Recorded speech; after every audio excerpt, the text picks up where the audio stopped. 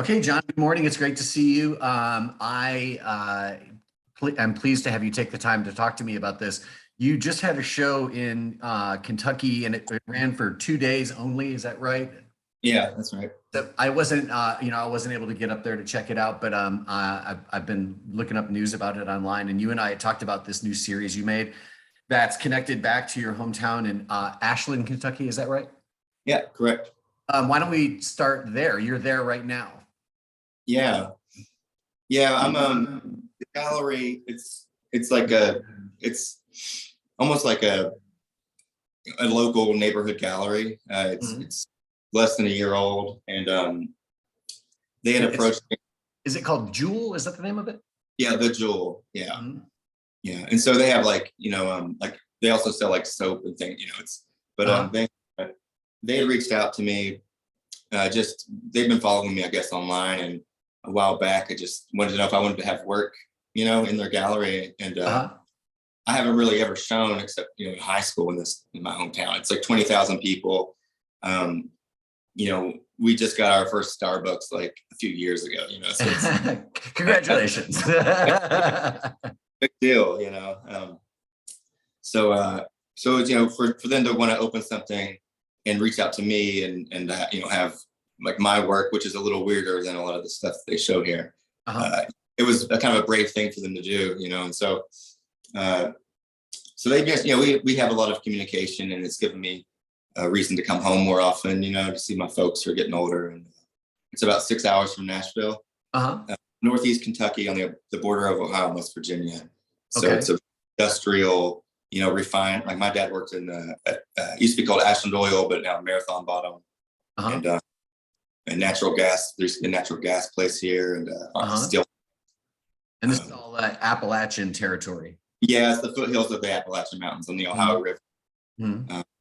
Yeah, so yeah, it's about 10 miles from Huntington, West Virginia, where a lot of the opioid, like there's a documentary that was based in Huntington, and it's like 10 Mhm. miles. So Yeah, yeah, and that they kind of talk about that as like sort of like ground zero of the opioid epidemic. Is that right? exactly, yeah. And growing up, I didn't know that. We didn't Mhm. really, that was late 90s, like Mhm. 96 to 97. That's kind of probably when it started. And I was at the age to where, like, my friends were just getting older and hanging out with different people, and I didn't really know that it was all kind of a conglomeration of all those things. And that's why I didn't hang out with them, is because like I was into like skating, and like Mhm. so I like that most of the time, and they were like more into going to whatever, like Fish concerts. It's like we Mhm. sort of separated, but I didn't realize it was I didn't know what was happening, Mhm. and I didn't realize, like, and none of us did really. I think at the time it was just people just took different paths and hung out with different people, But yeah, so it's sort of looking back, and I didn't know that it wasn't like that everywhere, at that time, it is now. Sure. Yeah, But and I yeah, think when we're kids, especially, I mean, you don't really know it because it's all you know. But then, as you grow and get older and move away and travel and stuff, you realize that it's like, your hometown is just your hometown. You know what I mean? And all the good and bad that's there, but it's not the world. right, yeah. So the whole idea of the opioid crisis, obviously that's the central sort of theme. Why don't you like walk us through like how you started this new series and exactly what it consists of? Yeah. So I haven't lived in my hometown in 20 years. I went to even when it was kind of taking place. I like my brother passed away in 2004. It was I his was sorry, third. I read about that. I'm sorry to read about that. Yeah, yeah, thanks.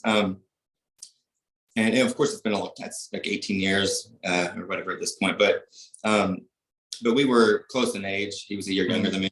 We were closer than I have older brothers, but we were like closer into the same Uh-huh. thing, had the same friend group and stuff. Um, but yeah, so that's always, it happened right before I went to grad school for painting. And and I was back home for a little bit. And I was like, I was driving into the methadone clinic, every day. I was home for the summer, So I was between undergrad and grad school. So every day I was driving an hour to Charleston, West Virginia and back. So 2 hours total, and just, trying to help him out. And, but when he passed away before I went to grad school, it was the first time somebody that close to me had died, and it heavy. And, just trying to, so all my work kind of ended up being about just, for the most part, like death and mortality, but coming at it from like a humorous lens, because like that was just how I coped with things, and I kind of danced around it. I was, like my work, it's been, I graduated in 2010. So the 4 or 5 years before that, and then I was making work about it, and then I moved to New York, and I was still making work about mortality and death, and also in that, pretty much everything I make, it's been a celebration of life, which is inherently dealing with death. Right. So even just a landscape painting, there's like, I'm just seeking calm in that. That's sort of the work I've made has always been, you can trace it back to that moment. And then this particular portrait series, I've always painted portraits, and I'd been doing, just to make some extra money, I reached out. I don't normally do this, but just online, just asking if people wanted portraits, of themselves. Right. And I'd been doing, I'd probably done 6 or 7 of those. And a friend of mine from my hometown had reached out, and she said that she had, just wanted a portrait painted of her friend who she had lost to opioids. I hadn't talked to her and this girl in probably 15 years or more. And she said that her friend, it had been a couple years, like so my friend who reached out had said she'd been sober for 2 years in honor of her friend's death, right? And just this, to be strong for her, and then the same friend who had reached out also said she had messaged another friend of ours who I went to undergrad with, who was also in recovery. So I was sitting on the couch at home in Nashville, and I was just reading this to my girlfriend, and I was like, man, this one message right here, like, because my girlfriend's from London, right? And she doesn't know a single person who's passed away from opioids, which she told me that and blew my mind, right? Because like, I know probably at least 50 people, in my hometown. There's 20,000 people here, right? Wow.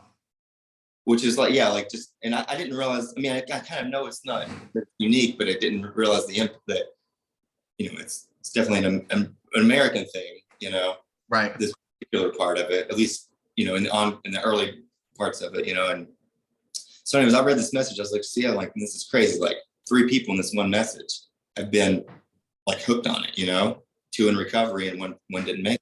And, Yeah.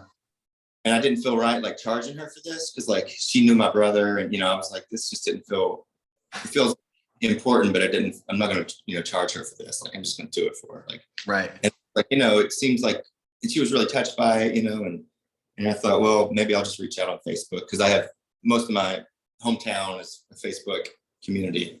Look at my Instagram, follow Right. me. So more direct. So I was like, just reached out, I was like, just to see if it was a need, to see if anybody wanted me to do this. And then my inbox just got flooded with messages. Yeah. And like, one message would have 3 people, it would be like, hey, my uncle, my wife passed away, and also like, So her sad. and then like my sister-in-law, yeah. So I was like, well, just send me pictures, and I'll start working on these. And so I just ordered some panels, and every couple of days I would do a new one, and just in the mornings just kind of sit down and send them the images for free, and they could download what I wanted to do. Didn't really have an idea of what I was going to do with these portraits, but they started building up in this gallery here in Ashland. They reached out and they're like, if you ever want to show those portraits, like, and we'll make, we'll mark off something in the calendar for you. And this is like, that's the ideal. Like, I wanted to show them here, but I didn't know how to, I didn't want to reach out and like, I just didn't know where to even start that process. And so they offered up, and I was like, well, let me get, a collection of them that makes sense to show as a group, and to make it, in my head, I had it envisioned it as a grid, like a yearbook, yearbook. It's like a grid, and it's like there's a community in that. Even if you didn't know all the people in your class, it was always like class of whatever, Right. and there's like a strength in that, and so like, the classic like small town school spirit, Mhm. football game thing. And so anyways, they offered up a couple days for me, and so I just worked I got 20 of them finished before the show, and brought them up. And so and also I guess at the same time this is kind of a very important part that I skipped over, but we had started watching Dope Sick, which is the Hulu miniseries with Right.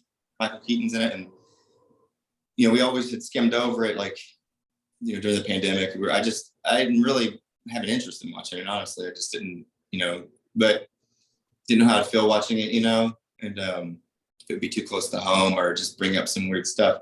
But I started watching it, and it was so well written, and so it just rang true. Like it just felt like home, and they were really sympathetic to the families, and also the people that were suffering, the victims of the actual addiction, and just showing how it really just changed to the personality of the people. And it wasn't just, and it also just showed how, Big Pharma had snuck this in, and how they got involved with the FDA and had basically had them in their pocket, and were saying it was non-addictive. And they went on for years saying it was non-addictive. Right. So even doctors were prescribing this, not knowing it was addictive, and like being fooled, and and then realizing, and then just having all that backlash of the guilt of that too, and what they did to the community. So, so I just watched that, and it was really it was just a beautiful depiction of where I was from. At the same time, I was taking on portraits of people that we had lost in our community. Sort of did the tri-state area, because I'm on the border of Ohio, West Virginia, and Kentucky. Okay, yeah. 10 minutes, you can be in all three of these states, right? And when you look on the map, it's definitely the ground zero of where it started. And there was also a 2017 documentary called Heroin, spelled like the hero and then also the drug. I think it was on Netflix, I think. I think it won some awards and stuff, and that was based in Huntington, West Virginia, which is like 10 minutes, away. So like now you're not, I mean, we're not, medical experts or anything, but as I understand it, the way this works is you've got these big drug companies that manufacture these pain-killing drugs, marketed them as being non-addictive, and then people end up completely strung out on them, obviously. And you're talking about people in this area, like you say, that are working in refinery and manufacturing and all sorts of things like this. So these are people who, their bodies get beat up and they need painkillers. They get injured, they need painkillers. There's reasons why we have painkillers, and thank God we've got them. But in this case, these folks ended up addicted by no fault of their own. They were told they were safe drugs, and then once they're no longer able to get those drugs, or they're can't afford them, then they end up turning to things like heroin and things like that, right? Right. That's exactly, like, from what my understanding of, like you said, I'm not an expert, but you don't have to do too much research to sort of realize that's kind of what's going on. Right. And even being home, so it was like, it's methadone, and then it's like things that are easier. And then especially, when I lived here, it was easy to get the prescription pills. And I know that they're made it a lot harder to get those. So now people are going to fentanyl, or and I recently was told that like methadone is the thing here now. It's like, so it's easier to get, free, and it's cheaper, and so that's sort of a newer thing that I found out about, they're being more careful about giving you they don't give you 100 pills anymore, that you can read in 2 weeks, and so but that all stems from the early addictions. And those, even if it's not the first generation of that, it's the second generation, the kids. Right. First God, images, that's insane. I know, it's been 25 years, Yeah. And it started back then, heavy, so yeah, it's pretty crazy. And I started, the fact that my girlfriend, she grew up in London, like going to party, like she was around a lot of recreational drugs, like raves and, all that. Sure. And she's, she knew like, people that did heroin, but when you get into that, where you kind of, it has a reputation, of what you're getting into. And that's the fact that this was just such a underlying snake that was just hidden, for so long.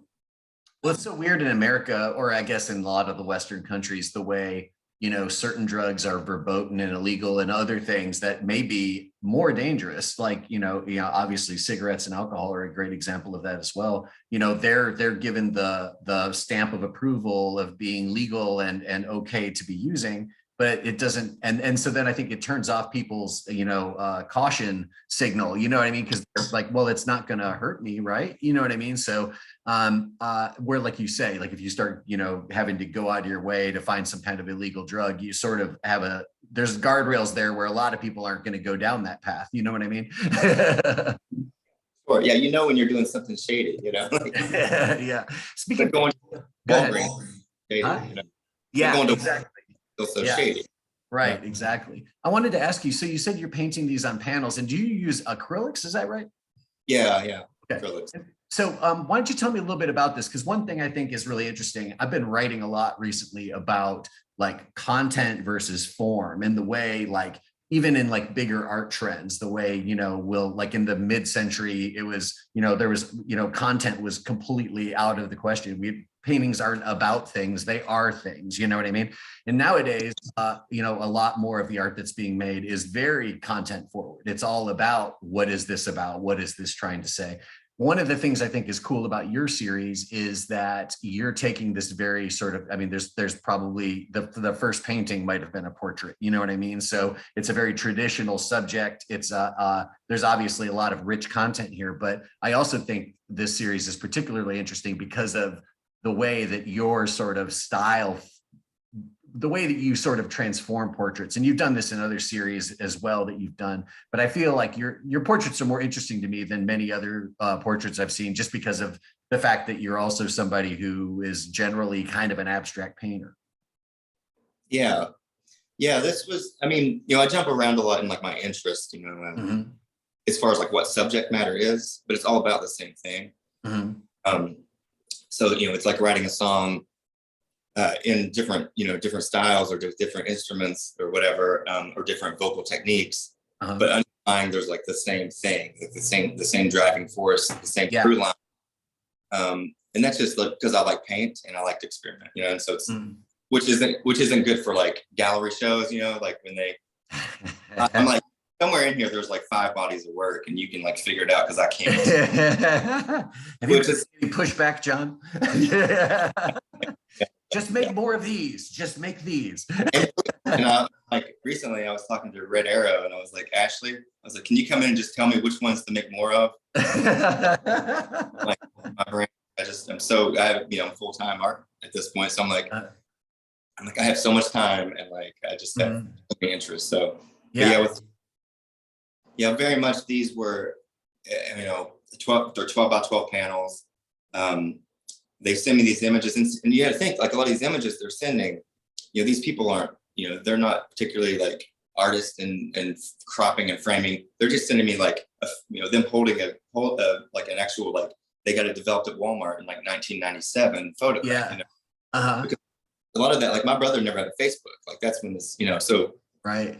Luckily he's one of the portraits I did, like the last one I did for this collection, but he didn't have there's no images. It's hard to find an image of him online, So a lot of these people, they send me the names and they're like, I'll get back to you when I find it, go through some shoe boxes, that kind of thing. Right. And then they're sending like these glossy photos and I'm like zooming in on my, trying to like crop them the way that, typically I don't paint smiles. Like that's just in the history of painting.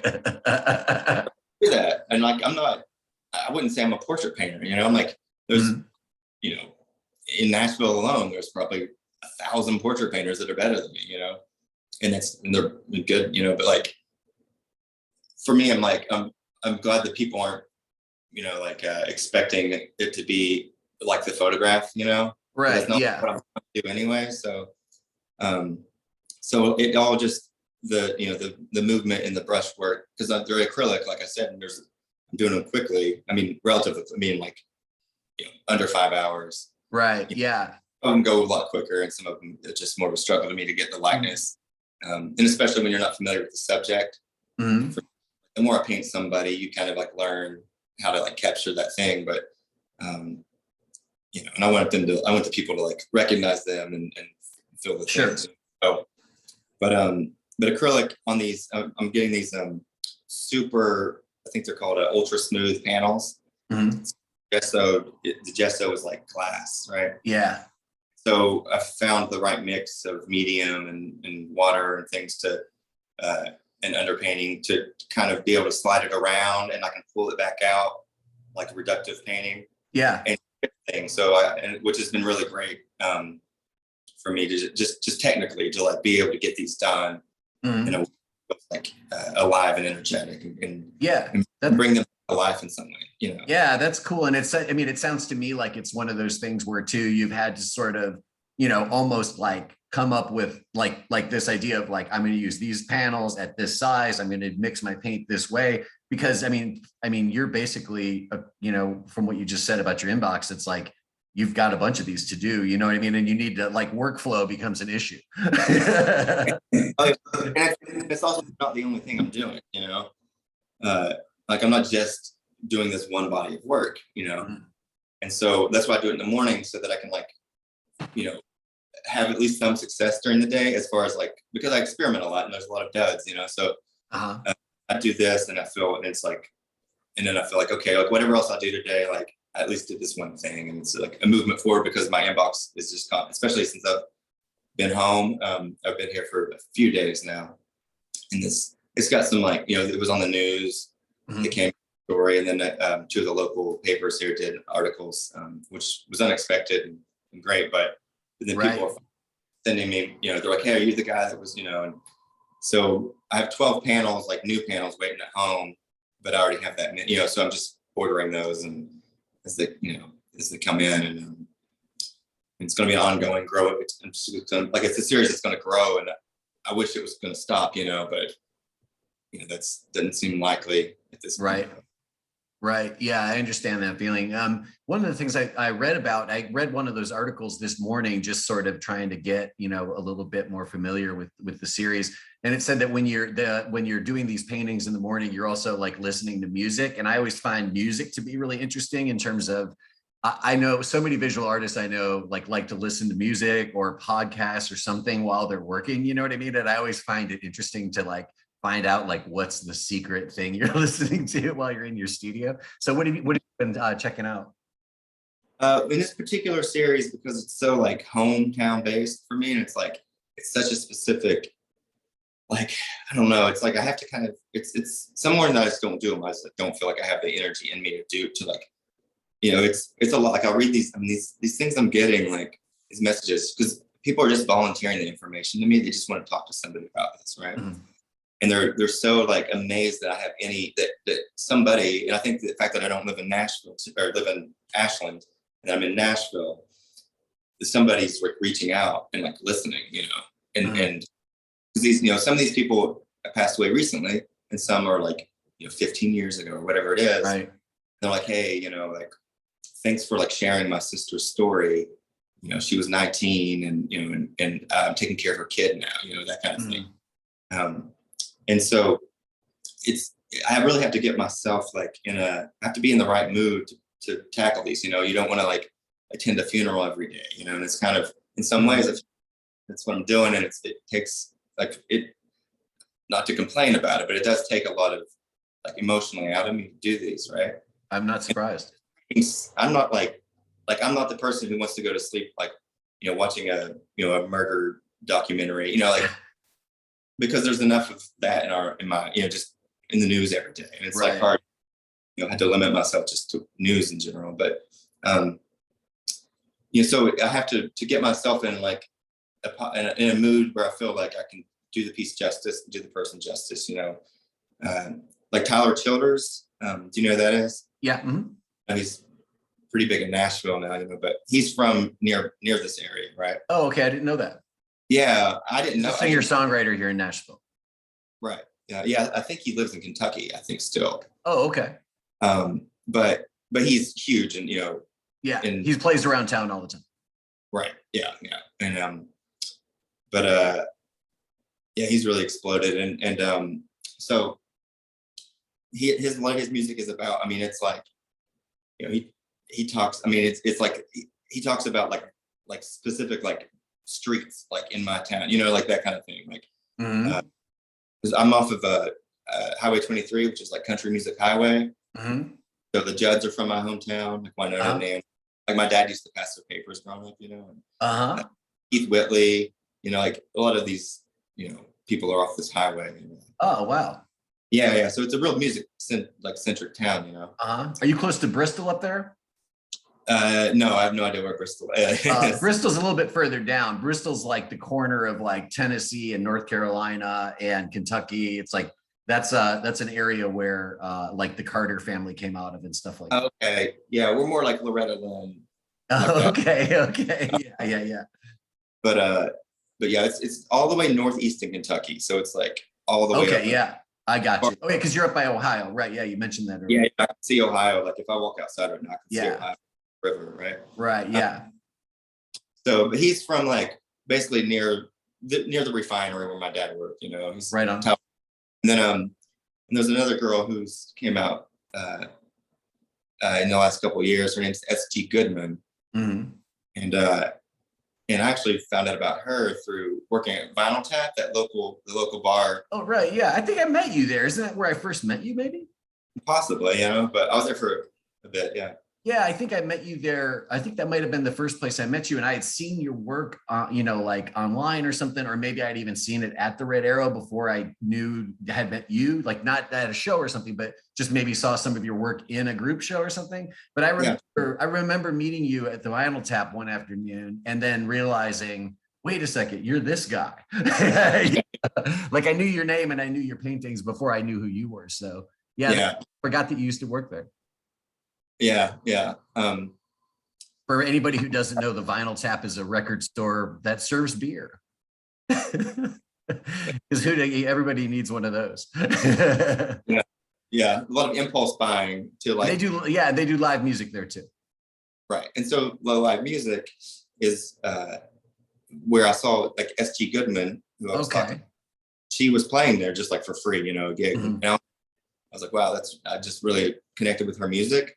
And she's also just hilarious, like her banter. And so I just started following her like online or whatever. And then like a year later or whatever, this is like pre-pandemic. So then sometime throughout the pandemic, I think it was, you know, and then towards the, you know, the later evolved pandemic where concerts were starting, she was like opening for Jason Isbell and like playing all these, like, you know, she started doing pretty well for herself and then put out a new album. And weirdly, her newest album had 2 songs that were just based around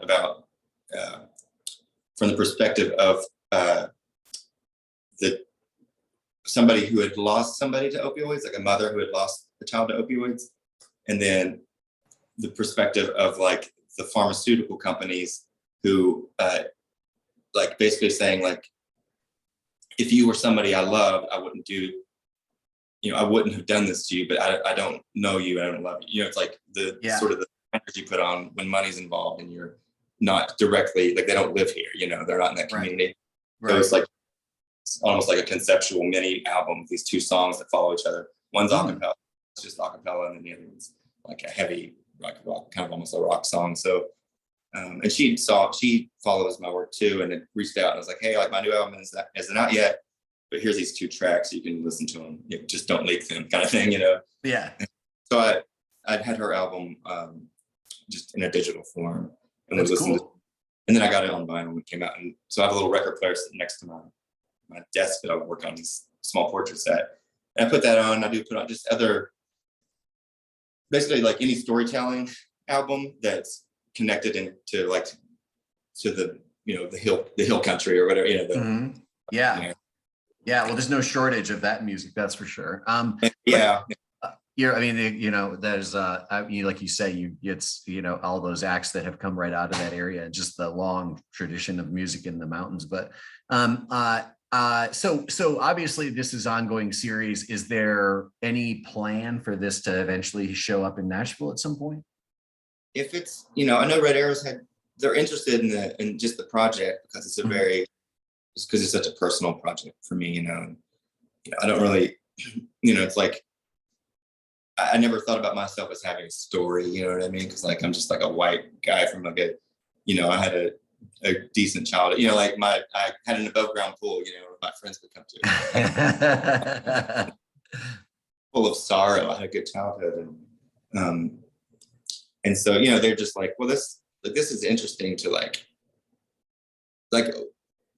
more interesting than like my personal heartbreak. You know what I mean? Like that kind of thing. Don't realize it connects the people in a way, and and it's not like it's like when you are working with commercial galleries, you're like, well, there's nothing for sale here. So like, Right. but they're really good about that.